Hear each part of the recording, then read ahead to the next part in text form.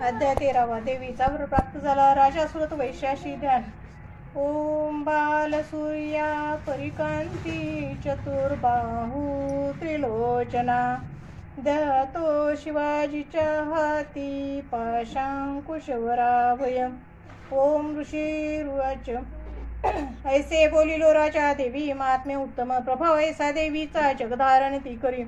विद्योत्पत्ती तिचे हाती विष्णुमाया भगवती. तिचेसाठी तुम्ही वैश्य मोहित अन्य लोकही. आता मोहित सर्वत्र पुढे होतील मोहित. तया परमेश्वरी ही जावे शरण राजया. आराधकाशी ती मोक्ष भोग स्वर्ग आदी देतसे. मार्कंडेय उवाच. कौष्टके मुनिमेधाचे राजा सुरत ऐकुनी तया सुव्रतास भाग्या ऋषीस करी वंदना. ममता राज्यच्युतीने होता खिन्न अति नृप. महामुने तया बोधे राजा वैश्य नदी तटी. अंबिका दर्शनासाठी तत्काल वेसली तपा. देवी सुक्त जपे वैश्य निमग्न तप साधनी. पूजती षोडश दोघे देवीची मूर्ती मातीची. अल्पाहारी प्रथम ते पुढे आहार वर्जनी.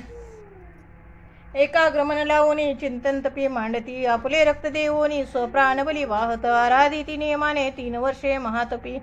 प्रसन्न दर्शन देई चंडिका त्याशी बोलली. देवी उवाच. राजा वैश्यचे तुमची अभिलाषा असे म्हणी. मागा सर्व समी देते तपे संतुष्ट झाली. मार्कंडेय उवाच.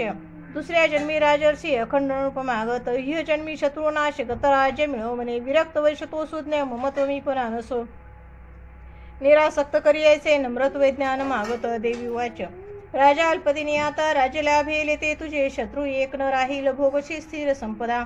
तेथे मरता तू होशील वसवानास बालक. वसावर्णिक मनोनामे ख्यात होशील पृथ्वीशी. वैश्यवर्या तुझ्या चित्ती जो वर्मच मागणे. तो मी तुझवर देते मोक्षात ज्ञान पावशी. मार्कंडेय उवाच. ऐसे वरदितले दोघा अभिलाषित देवीने भक्ती स्तोत्र ते करती ऐकून देवी अंबिका अंतर्धान तिथे झाली. सुरत श्रेष्ठ क्षत्रिय सूर्याचा पुत्र होऊन सावर्णी मनो होईल. ऐसे आशिष देवीचे सुरत श्रेष्ठ क्षत्रिय सूर्याचा पुत्र होऊन सावर्णी मनो होईल. क्ली ओम श्री अच्युत विचित्ताया प्रातःकाळी मार्कंडेय सावर्णिके मनंतरे. देवी महात्म्य ते दोषाध्याय. श्री कुलदेवता चरणार्पणमस्तु.